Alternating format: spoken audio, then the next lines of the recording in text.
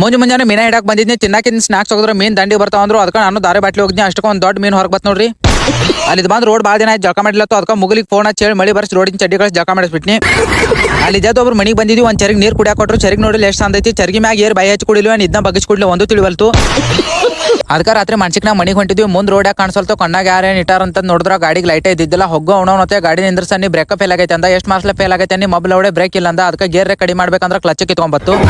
ಮೊದಲ break fail ಆಗೈತೆ ಅದ ಮನ್ಸಿಗೆ ನಾವು ಫುಲ್ ಸ್ಪೀಡ್ ಹೋದ್ವಿ. ಯಾಕಂದ್ರೆ ಆಕ್ಸಿಡೆಂಟ್ ಅದು ಹೋಗ್ತಾ ಮೊದಲು ಮನೆಗೆ ಮುಟ್ಬೇಕ್ರಿ. ಅದಕ್ಕೆ ಹಂಗ ಸುಮ್ ಕಣ್ಣು ಹೈಸೋದ್ರಾಗ ನಮ್ಮ ಉತ್ತರ ಕರ್ನಾಟಕನು ಸಿಕ್ಕಾಪಟ್ಟೆ ಅಭಿವೃದ್ಧಿಯಾಗಿ ಮುಂದೆ ಹೊಂಟತ್ರಿ. ಯಾಕಂದ್ರೆ ರೋಡ್ ಮ್ಯಾಗ ಸ್ವಿಮ್ಮಿಂಗ್ ಪೂಲ್ ಮಾಡಿಬಿಟ್ಟಾರ ನೋಡ್ರಿ. ಆರಾಮ್ ಇಸಾಡ್ಕೊತ ಹೋಗ್ಲಿ ಅಂತೇಳಿ. ಯಾವ್ದಾರು ಗೌರ್ಮೆಂಟ್ ಜಾಬ್ ಪೋಸ್ಟ್ ಬಿಟ್ರ ಅಂದ್ರೆ 1,00,000 ಮಂದಿ ಒಳಗೆ ಬರೀ 1,000 ಮಂದಿ ಕರ್ಕೋತಾರ. ಯಾಕಂದ್ರೆ ಉಳ್ಕಿದವ್ರು ಆರಾಮಾಗಿ ತಿರ್ಗಾಡ್ಲಿ ಎಂಜಾಯ್ ಮಾಡ್ಲಿ ಅಂತೇಳಿ ಸಿಕ್ಕಂಗ ಸಿಕ್ಕಾಪಟ್ಟೆ ಕರಪ್ಷನ್ ಮಾಡ್ತಾರೆ. ಯಾಕಂದ್ರೆ ನಮ್ಮ ಕಿಶಾಗ ರೊಕ್ಕ ವಜ್ಜಾಗಿರ್ತಾವ. ನಮ್ಮ ದೇಶದ ಪ್ರಜೆಗಳು ವಜ್ಜಿ ಹತ್ತಬಾರ್ದೈತೆ ಎಷ್ಟು ಕಾಳಜಿ ಮಾಡ್ತಾರ ನೋಡ್ರಿ ನಮ್ಮ ಮ್ಯಾಗ.